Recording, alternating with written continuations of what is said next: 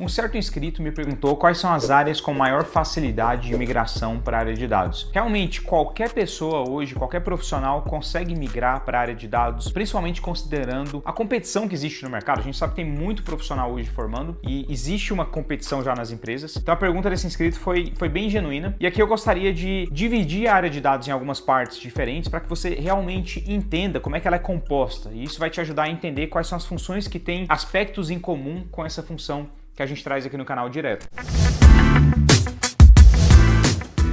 Então, até antes de falar sobre a área de dados em si, é importante a gente enfatizar que sim, qualquer profissão hoje vai ter alguma conexão com dados de alguma forma ou outra e independente da função que você exerce hoje, você vai sim conseguir migrar para a área de dados. E o interessante é que o seu background, ou seja, a sua experiência passada, seja na formação, seja trabalhando realmente numa função diferente, isso talvez pode te trazer um diferencial. E eu vejo isso acontecendo direto. A pessoa consegue trazer uma função ali que não tem nada a ver e ela consegue trazer um diferencial ali na hora de analisar um dado. Antes da gente detalhar então aqui, deixa eu te fazer uma pergunta. Você realmente consegue focar nas coisas no dia de hoje? No vídeo passado, inclusive, eu comentei sobre isso, sobre a importância de você, como analista ou estudante, que quer se tornar um analista de dados, conseguir terminar um livro, conseguir aprender uma matéria, aprender programação, aprender coisas de forma, inclusive, rápida. A gente sabe que a inteligência artificial está aí dominando várias áreas. Então, a minha pergunta é: você consegue focar nas coisas no seu dia a dia? Você realmente consegue pegar um problema, uma coisa mais longo prazo e focar nela e conseguir terminar sem perder muito tempo, sem, sei lá, pegar o celular ali e começar a olhar a rede social e tudo mais?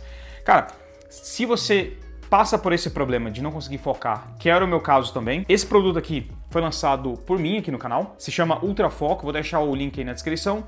Dê uma olhada, o bacana aqui, você toma 2 cápsulas pela manhã, por dia. Isso aqui pode realmente mudar o seu dia. Você vai conseguir ter muito mais foco nas atividades que realmente importam e no final do dia você vai conseguir descansar, graças à composição única que tem aqui. Então vou deixar o link aí na descrição e um desconto exclusivo aí para vocês do canal. Voltando então no assunto, a área de dados basicamente ela é composta por 3 partes principais, 3 núcleos. Inclusive eu já trouxe esse gráfico aqui para vocês, vou deixar aqui a foto. E aí toda vez que eu vou pensar assim, numa migração, eu realmente acho que esse gráfico vai ser a melhor forma, a forma mais simples que você pode ter de entender como que você pode achar ali alguma conexão com a área de dados, entre a área de dados e o que você faz hoje, o que você está estudando, o que você estudou. Então essas 3 partes são basicamente a área do negócio, conhecimento do negócio ali, você se tornar um especialista naquilo que você está resolvendo, naquela indústria específica, e aí isso traz um monte de coisa, traz métricas relacionadas àquilo, os problemas relacionados àquele negócio específico e realmente conhecer a parte teórica daquele negócio. Mas enfim, você tem a parte do negócio, ou seja, o analista de dados que não entende do negócio que ele trabalha, ele vai ter muita falha ali na hora de analisar os dados, porque ele não vai ter o porquê do que ele está fazendo. Segundo núcleo é a matemática, então a matemática, estatística principalmente, e é o que a gente traz bastante aqui no canal, como é que a nossa intuição ela ajuda bastante. A estatística é justamente a parte da matemática que estuda os dados, como é que os dados se comportam. Mas quando você tem uma quantidade grande, um volume alto de dados, a sua intuição ela pode errar, porque a estatística é aí que ela entra. Porque o comportamento das coisas, quando você tem 1 milhão de linhas, ele tende a ser diferente quando você tem somente uma linha. E o terceiro núcleo é a parte técnica. Então a parte técnica aqui, eu estou falando exclusivamente da programação, de conhecimento de ferramentas que vão te ajudar a executar a sua análise e tudo mais. Então a área de dados é composta por esses 3 núcleos. Inclusive dentro da área de dados você vai ter aí áreas que tem um pouco mais de uma, um pouco mais de 2, do que de alguma outra específica. Então você vê esse gráfico aí, no núcleo a gente tem a ciência de dados, porque acaba entrando tudo. Para ser um bom cientista de dados, você tem que dominar o negócio,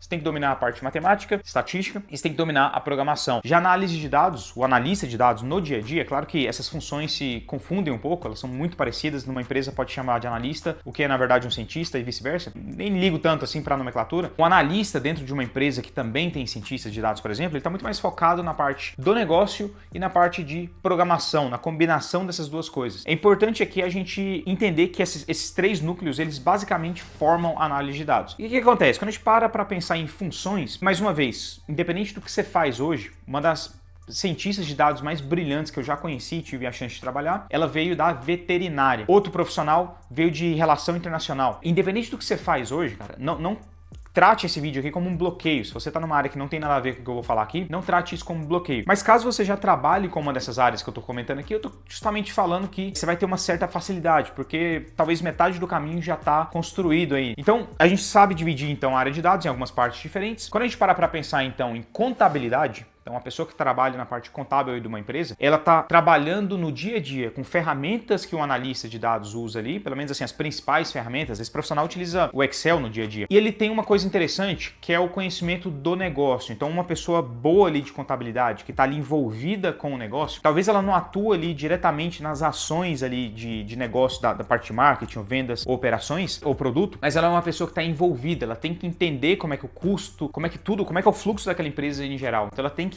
digerir aquilo, inclusive de uma forma que pouquíssimos profissionais dentro daquela empresa conseguem fazer. Porque ele é um profissional que vai pegar um pouco de tudo e vai entender como é que o negócio funciona. Talvez assim, só o CEO, dependendo do tamanho da empresa, ou a pessoa que é responsável por uma operação, que vai ter ali noção maior daquelas coisas se comparado ali com outras funções. Então, ou seja, a pessoa que está em marketing, ela está muito mais focada em marketing. A pessoa que está em vendas, muito mais em vendas, operações, produto. E o contábil não, ele tem uma noção geral ali. Talvez ele não se aprofunde tanto nas coisas, mas ele tem uma visão geral. Então, esse profissional ele vai ter sim uma certa facilidade na hora de migrar para a área de dados, porque ele já domina parte das ferramentas. Talvez ele não vai dominar as ferramentas mais avançadas, um SQL, dependendo do contábil ele até domina, mas vamos lá, não vai dominar geralmente, não vai dominar SQL, não vai dominar Python, ou uma ferramenta de BI, talvez ele até domine ali para fazer uma análise, ele faz análise no dia a dia para entender as coisas, se já existe uma ferramenta ali na empresa. Mas o Excel é uma coisa que esse profissional, assim, tá muito acostumado a utilizar. Muita gente que trabalha na área contábil tem muito mais noção de algumas coisas de Excel, coisas específicas ali da empresa. Por exemplo, como é que o cara gera ali um PNL e sabe analisar, e por mais que não seja uma coisa super técnica, esse profissional vai ter uma noção de como combinar um negócio no lado técnico ali, na parte do Excel. E mais uma vez, assim, essas ferramentas que eu citei, nenhuma delas é difícil. Você pode aprender de graça aí pela internet. Cara, tem abundância de conteúdo de todas elas. Eu sei que muita gente vem de susto fazendo aqueles códigos de Python e querem te ensinar, inclusive, Python antes de te ensinar Excel. Mas enfim, vocês sabem muito bem que minha opinião aqui é muito diferente. Então, assim, a parte contábil ela tem esse lado forte, um pouco de dois lados fortes. A parte talvez aí da matemática não seja o lado mais forte desse profissional, ele vai ter que utilizar no dia a dia uma parte mais básica e, mais uma vez, um analista de dados também não vai ter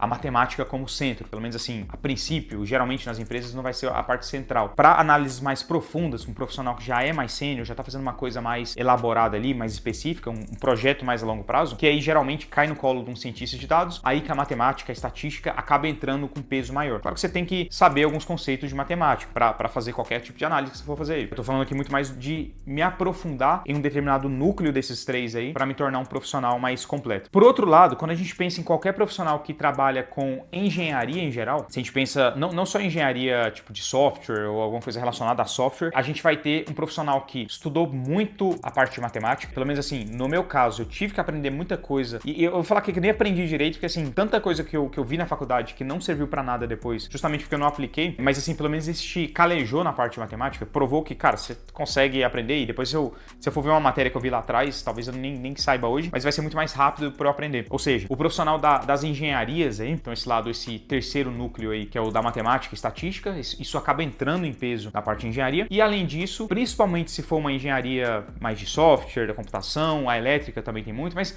qualquer engenharia acaba vendo muito de programação. Então, um profissional que vai ter condições aí, se ele não viu o Excel exatamente como analista de dados vê, pelo menos ele aprendeu uma base que vai ser muito mais fácil para esse profissional depois entender o Excel ou outras ferramentas. Então, por exemplo, na faculdade eu aprendi Java e Assembly. Assembly não serve para nada, que eu saiba aí. Mas Java, cara, não é tão diferente de Python. Inclusive, eu considero mais difícil do que Python. Então, assim, depois para aprender Python não é tão difícil assim, porque você aprendeu um negócio mais difícil. Não aprenda Assembly, tá? Eu realmente não sei, tipo, o pessoal que trabalha com hardware talvez utilize isso aí no dia a dia, mas, cara, acho que não serve para nada. Hoje já não serve para nada, já serviu muito. Mas se a gente, então, olha para engenharia, você vai ter vantagens na matemática e nesse lado mais técnico aí da programação em geral. Só que aí tem uma falha, não falha, mas assim, vai ter um gap aí onde você vai ter que focar mais, que vai ser justamente a parte do negócio. E eu vejo muito engenheiro de formação que tem essa dificuldade de entender ali a velocidade da parte de vendas, por exemplo, como é que o marketing funciona. Inclusive, assim, o engenheiro ele sai, em geral, a minha opinião sobre isso, e foi como é que eu saí, sem saber assinar um projeto, sem saber assinar um contrato, validar, precificar alguma coisa. Falta aquele senso de realmente conhecer o negócio, de ter uma noção de como é que você precifica uma coisa, como é que o equilíbrio no negócio em si funciona. Muita engenharia é focada naqueles projetos que você tem que seguir ali uma determinada regra para as coisas, e aí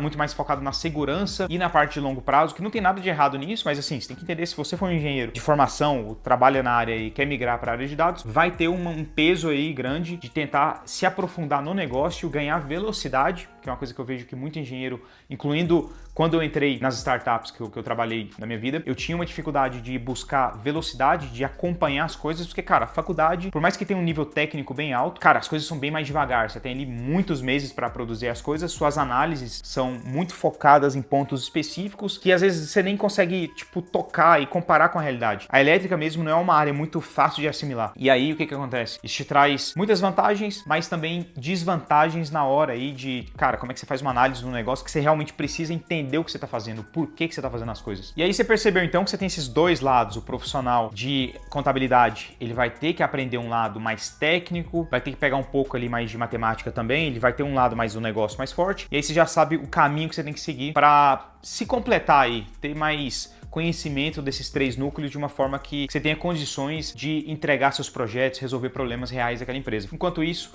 o engenheiro, mas assim, outras funções também mais conectadas aí com a engenharia, que são parecidas, vai ter esse lado técnico mais forte, vai ter uma facilidade maior aí, e o lado da matemática, principalmente também, é uma coisa que profissionais assim, então assim, até já estressaram essa parte bastante e vão ter muita facilidade. Mas aí o lado do negócio vai ser o maior desafio geralmente desse profissional. Não só o conhecimento do negócio e pegar uma coisa ali e saber, ao invés de focar somente numa coisa muito específica e ficar muito, tipo, especialista naquilo, é realmente a velocidade e ter o conhecimento geral daquele negócio e ver como é que ele equilibra no dia a dia. É basicamente isso, então. Mais uma vez, eu não quero que você que está trabalhando numa área que não tem nada a ver com uma dessas que eu citei aqui, tenha medo na hora de entrar, achar que não é para você, achar que já é tarde demais. Não é essa a intenção do vídeo, é muito mais de para você que já tem um pé ali em uma dessas, entender que, cara, talvez basta você focar em um desses outros núcleos ou dois, você vai ter uma facilidade, uma velocidade mais rápida aí na hora de se encaixar na área de dados. Mas para você que não tem nada de nenhum desses grupos que eu comentei aqui, cara, não desanima. Veja aí qual desses três núcleos você quer começar a focar. Comece a entender como é que esses núcleos se organizam. Se vocês tiverem interesse, eu posso trazer um pouco mais aqui no canal. É inclusive um dos focos iniciais do livro aí que eu escrevi. A gente detalha esses grupos e detalha ferramentas e coisas ali, atividades que esses profissionais na área de dados estão fazendo no dia a dia, como é que esses núcleos se equilibram e a importância de cada um deles. Muito como uma forma de introdução mesmo, como é que um profissional consegue entrar na área independente da área que ele está hoje, ou se ele não tem experiência nenhuma no mercado de nada. Mas basicamente, então, busque um equilíbrio desses três núcleos, mesmo que você não domine nenhum deles hoje em dia. Mas eu tenho certeza, cara, se você tem alguma experiência em alguma coisa, pelo menos assim, do negócio, eu te garanto que você vai ter algum tipo de diferencial ali na hora de competir por alguma vaga. Então dá uma olhada aí em quais são as ferramentas mais importantes. Se você tem interesse em saber mais sobre isso, eu posso trazer um vídeo aqui, falar mais sobre essa parte de introdução, como que você pode olhar cada um desses núcleos e tomar a melhor decisão possível, porque tudo aqui tem a ver com tempo também. Idealmente você poderia aprender tudo de tudo, né? Tudo de todos os núcleos, mas isso raramente acontece porque o profissional ele tem que acabar focando em um ou dois desses grupos para ele se tornar o melhor naquilo que ele está fazendo, porque o tempo nosso é limitado. Seja estratégico nessa decisão que você vai tomar aí.